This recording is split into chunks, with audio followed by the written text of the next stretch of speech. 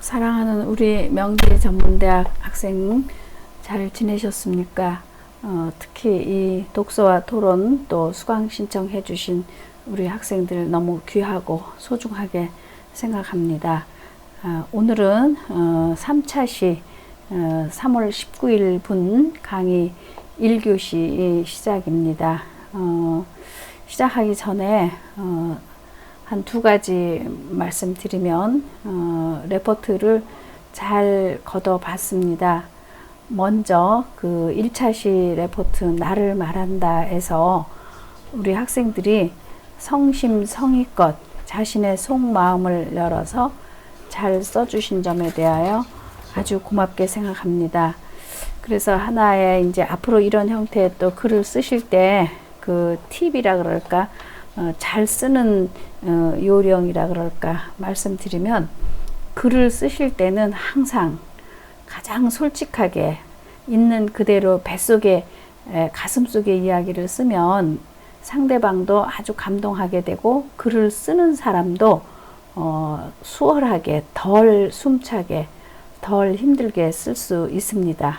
그러니까 꾸며서 수식하고 일부러 잘 보이려고 막 쓰다 보면은 붓이 워딩 작업이 잘 진행이 안 된다는 거. 그래서 여러분들이 앞으로 제출하신 글 대부분 잘 써주셨지만 앞으로 회사에 입사를 한다든지 또 어떠한 경우에 자기를 알리는 글을 쓸 때 가장 솔직하게 가슴의 소리를 쓰는 것이 좋겠다, 이런 생각을 하나 말씀드리고, 두 번째, 그 토론할 거리를 말로 할 걸 글로 써서 지금 낼 수밖에 없는 우리의 학습 방법이죠. 대면 강의면 아주 강의실에서 열띤 토론과 다른 각자의 생각을 존중해서 우리 그것도 진행하는 것도 공부 방법인데, 지금은 글로 써내시는 것입니다.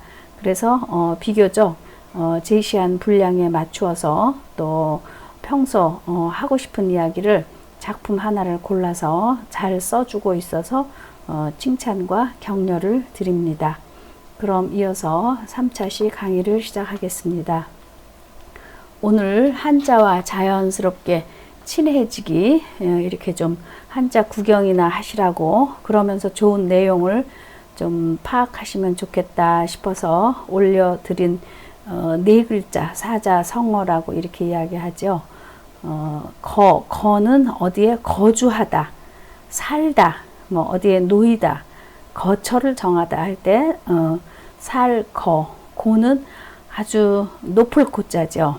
고저, 높고 낮다 할 때 높을 고. 사는 우리 생각할 사. 그 다음에 거고사 추. 추는 추락하다, 떨어지다.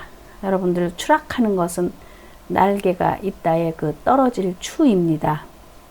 그러니까 고니까 높은 곳에 올라갔을 때, 높은 지위에 올라갔을 때, 혹은 뭐 아주 높은 어떤 그런 입장에 놓여 있을 때, 우리 요즘 가장 높은 자리에 있는 사람들이 너무 비윤리적이고 비도덕적으로 인간적이지 못한 행동을 하는 것을 우리가 갑질이라는 표현을 쓰죠. 그런데 우리 인간 삶은 항상 그렇게 높은 자리에 있어 주는 일생으로만 살 수 없죠.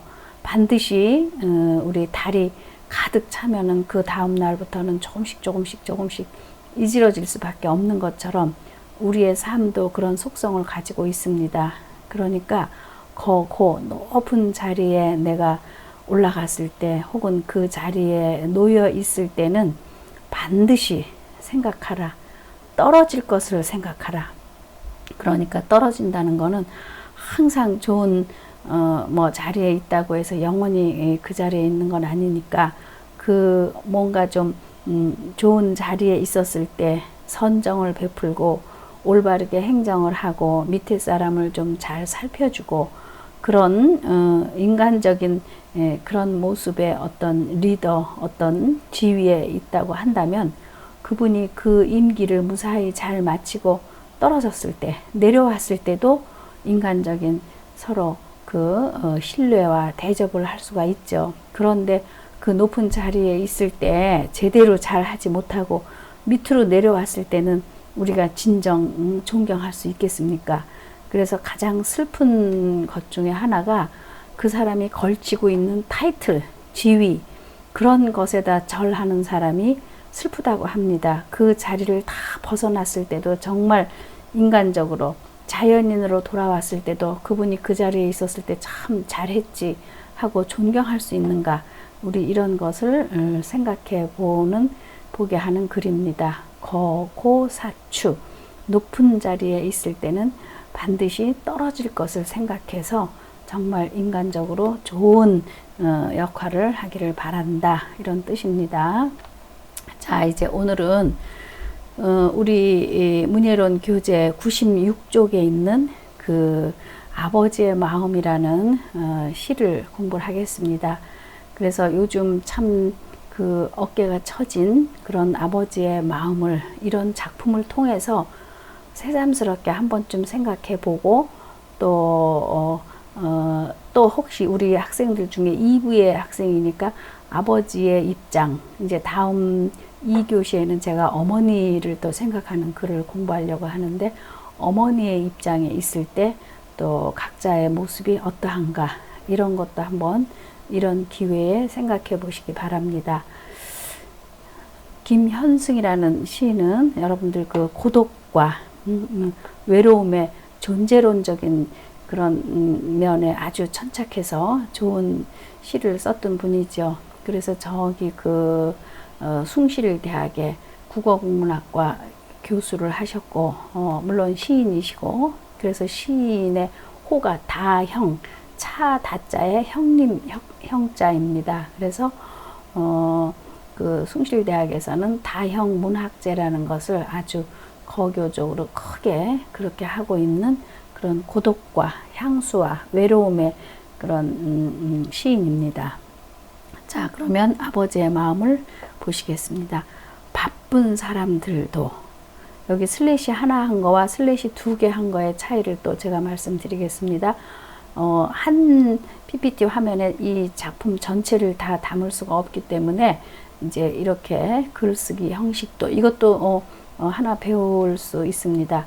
그 다음에 제가 슬래시를 하나 하고 굳센 사람들도, 이렇게 했을 때는 굳센 사람은 바쁜 사람 밑으로 내려오고, 그 다음에 바람과 같던 사람들도 또 한 줄 띄우고 집에 돌아오면 아버지가 된다 해서, 여기서 슬래시 2개 한 것은 연을 바꾸는 겁니다.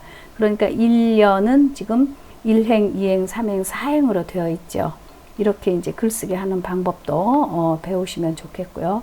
자, 평소 아버지의 모습이 어떻습니까? 아주 바깥에서 힘들게 아주 쉴 틈 없이 그렇게 살아가는 사람들도, 또 굳세게 강하게 아주 엄격한 그런 일을 또 수행하는 사람들도, 바람과 같던 사람들도 잠시도 앉아있지 못하고 이리 가고 저리 가고, 이리 휘둘리고 저리 휘둘리고 막 여러 가지, 그러니까 사회에서 여러 가지 활동을 하는 사람들도 집에 돌아오면, 집에 오시면 그저 평범한 우리의 아버지일 뿐이다. 그래서 아버지의 모습이 어떤가, 요즘 2000년대 아버지와 이 작품을 쓰실 때 1970년대 아버지의 모습은 조금 다르긴 하죠. 어린 것들을 위하여 난로에 불을 피우고, 아버지니까 어린 아이들이 있으니까 아이고 바깥이 추운데 하고 난로에 불을 피우기도 하시고, 요즘 같으면은 뭐 보일러에 온도를 좀 올린다든지 집에 오셔서, 그리고 그네에 작은 못을 박는 아버지가 된다. 어린 애기들이 집에서 그네 놀이하라고 못을 박아서 그런 또 놀이, 장난감, 그래서 바깥에서는 이렇게 힘들고 어렵고 그런 생활을 하시지만 집에 와서는 아주 자상한 평범한 그런 아버지, 아이들하고 놀아주는 아버지, 그리고 이제 저녁 때 저녁바람에 문을 닫고 낙엽을 줍는 아버지가 된다.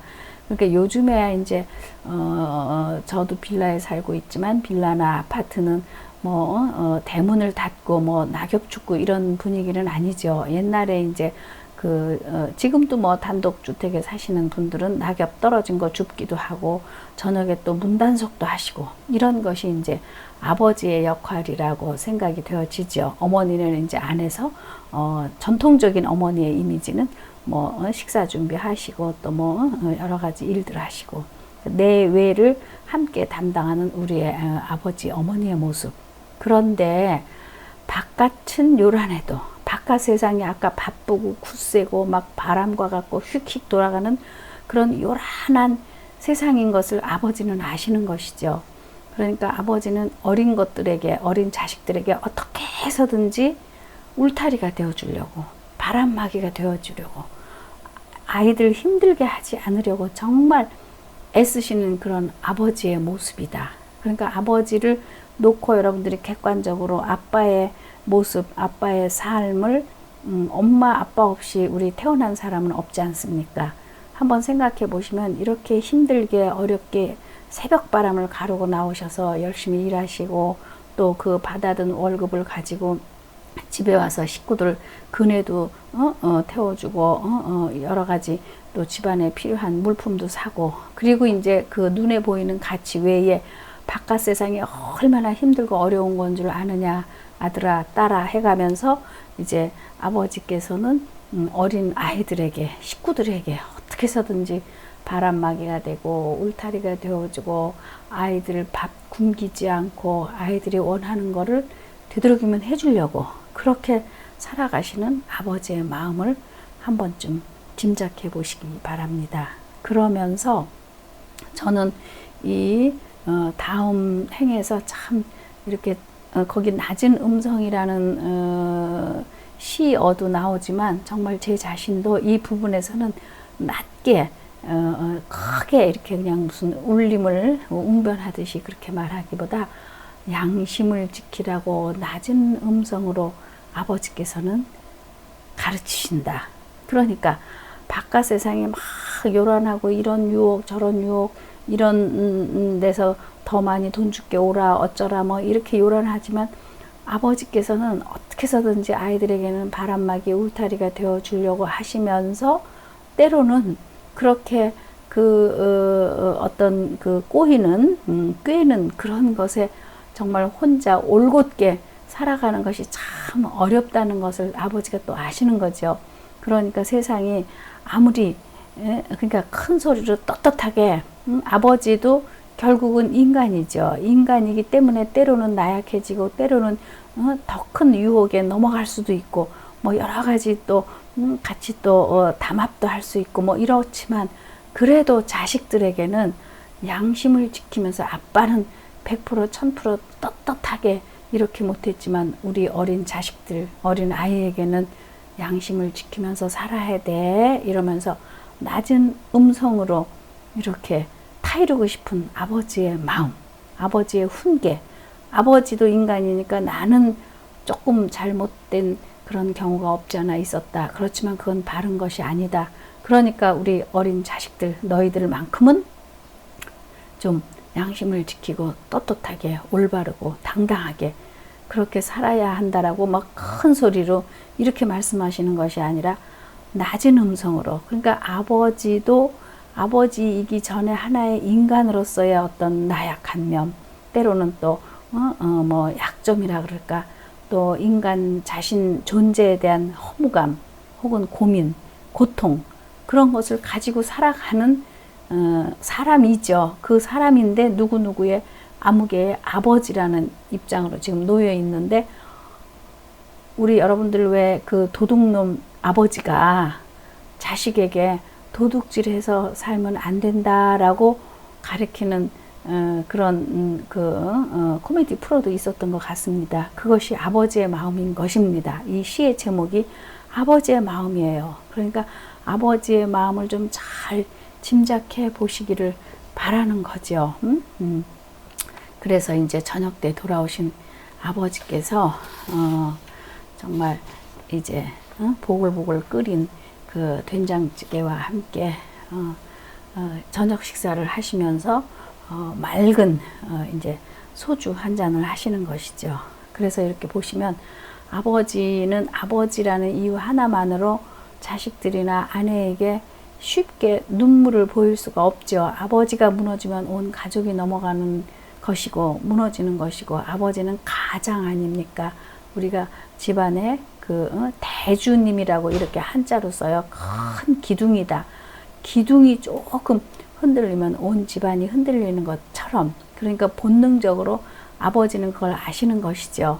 그러니까 아버지의 눈에는 눈물이 이렇게 바로 뭐 흘리는 것이 우리한테 보이거나 그러니까 보여져서도 안 된다 뭐 이런 식의 교육을 받았다기보다 본능적으로 나약해진 인간이기 때문에 나약하고 고민스럽고 고통스럽고 힘들고 어려운 점이 분명히 있음에도 불구하고 아버지는 겉으로는 강한 척, 정말 겉으로는 모든 걸 다 해결할 수 있는, 그리고 어떤 위기가 와도 아버지는 그 가족의 울타리, 또 바람막이, 뭐든지 다 해줄 수 있는 정말 슈퍼맨 같은, 아이들에게는 그런 아버지와 가장의 모습으로, 그렇지만 내면적인 아버지의 마음 속에는 눈물 컹컹컹 누구보다도 더 통곡하고 싶고 어려운 점도 없잖아 있는 아버지의 삶을 이제는 우리들이, 대학생이 된 우리들이, 지금 우리 2부에 오는 학생들은 지금 직장에서 일하는 친구들도 있고, 또 아까 제가 처음에 말씀드린 것처럼 40대 50대 학생도 있습니다. 그러면 정말 자기 자신이 아버지 입장에 놓여 있을 수도 있고, 또 아직 결혼했다 안 했다 뭐 자식이 없는 경우에는 우리의 아버지를 한번 생각해 보십시오. 그래서 아버지가 마시는 술에는 눈물이 절반이다. 이런 시를 통해서 아버지를 여러분들이 정말 가슴 깊이 이해하기를 바랍니다.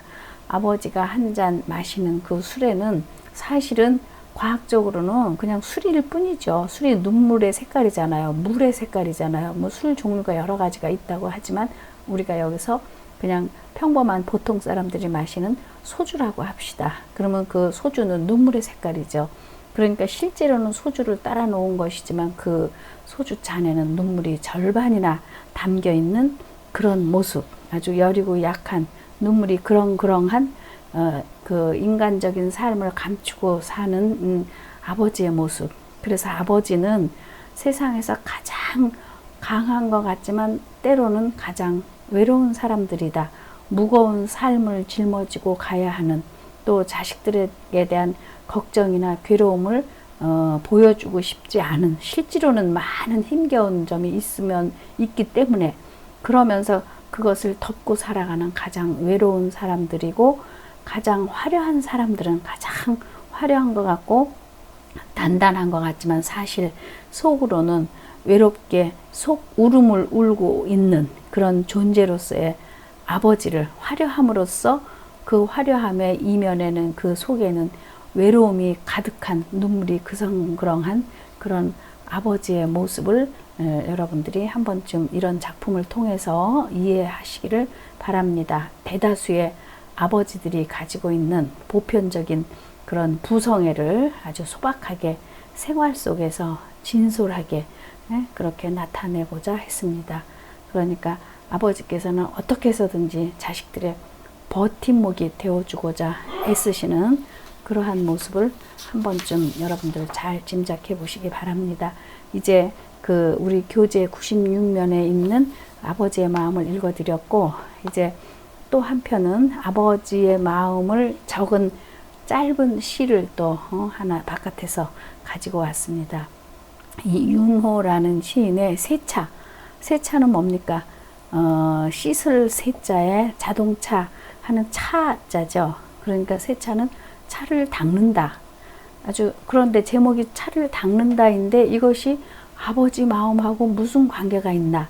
이것이 이제 바로 작품의 주제가 되겠습니다. 세차는 반드시 그냥 차를 닦는다는, 그 차를 세차한다는 소재일 뿐이고, 그러니까 짧으면서도 그 하나의 장면을 잘 포착해서 어떤 마음보다도 깊은 아들을 생각하는 그 아버지의 마음이 담겨 있는 것을 우리는 볼 수 있습니다. 비를 맞으며 세차를 하였습니다. 지금 여기 1행에서 전체 4행으로 되어 있는 시인데, 아니 평범한 보통 사람들, 이 사람 이상한 사람 아닌가? 이렇게 생각하지 않겠습니까? 아니 보통 세차를 한다고 하면 날씨가 맑은 날 세차를 하지 비가 오는데 무슨 세차를 합니까? 세차를 해봤자 도로 또 비 맞고 차가 더러워질 텐데. 그러니까 이 구구절절 막 뭐라고 설명을 길게 하는 것보다 이 하나의 상황을 보여주는 시가 훨씬 더 강력한 느낌을 보여줄 수도 있다는 거. 그러니까 비가 오는데 세차를 하니까 오가는 이마다 한마디씩 하였습니다. 오는 사람 가는 사람들이 저 사람 이상한 거 아니야? 아니 세차할 때 우리가 우산 쓰고 세차하겠습니까? 차도 비를 맞고 차를 닦는 아버지도 비를 맞고, 그리고 오가는 사람들은 우산을 쓴 정상적인 사람이고 이 아빠는 남들이 보기에는 비정상적인 이상한 사람이야 라고 그런 취급을 하는 거죠. 오가는 이마다 한마디씩 했다. 비 오는데 무슨 세차야? 저 사람 이상한 사람 아니야? 아니 비를 맞고 세차를 다 하다니.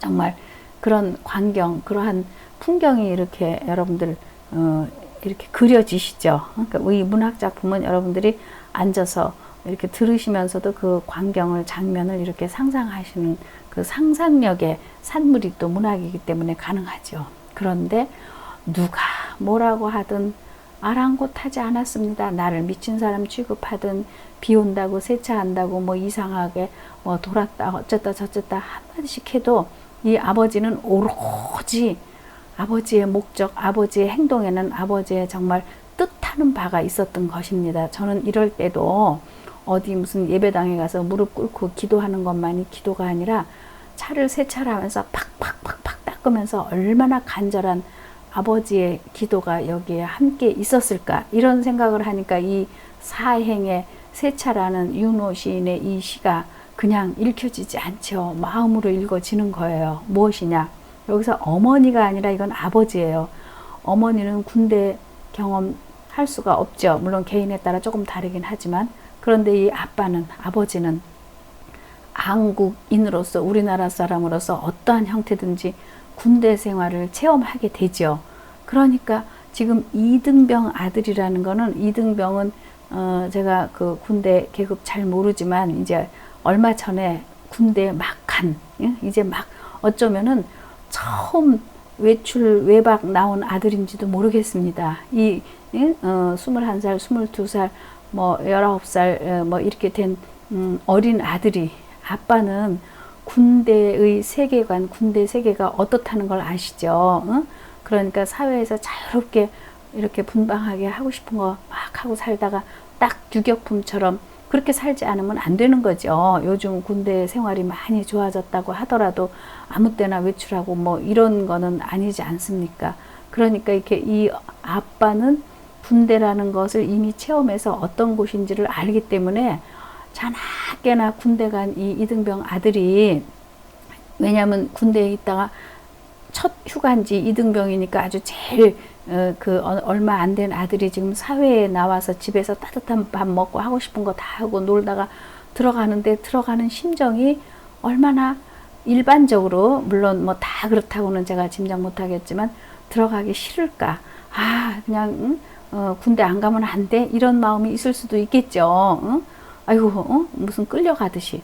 그러니까 아빠가 제발 군대 가기 전에 손가락 하나, 머리털 하나라도 정말 아무 이상 없이 무사히 주어진 기간 동안 군대 생활 잘 마치고 돌아오기를 바라는 아주 간절한 마음을 담아서 이 이등병 아들이 부대에 들어가는, 귀대하는 날 비가 오는데도 불구하고 차를 깨끗이 닦아가지고 마치 정말 신성한 그런 부정 하나도 없는 이 자동차에 아들을 태워가지고 부대에 데려다 주면서 마음으로 얼마나 간절한 기도를 했겠습니까? 무사히 군대 생활 잘 마치고 돌아오기를 기도하는, 염원하는 그런 기가 막힌 그런 세차 작업이 아닌가. 남들이 뭐라고 하더라도 아버지의 마음은 똑같이, 제목은 세차이지만 앞에 말한 아버지의 마음하고 똑같은 거죠. 그 상황과 표현이 다를 뿐이지 주제적인 의미에서는 정말 똑같은 아버지의 마음을 짐작해 보게 하는 것이죠.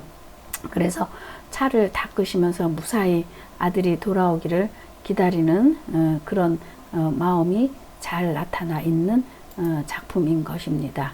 그래서 그렇게 3차 시 1교시에서는 아버지를 생각하는 아버지의 마음을 공부했고, 이제 2교시에서는 어머니의 마음을 짐작해 보는 글을 공부하도록 하겠습니다.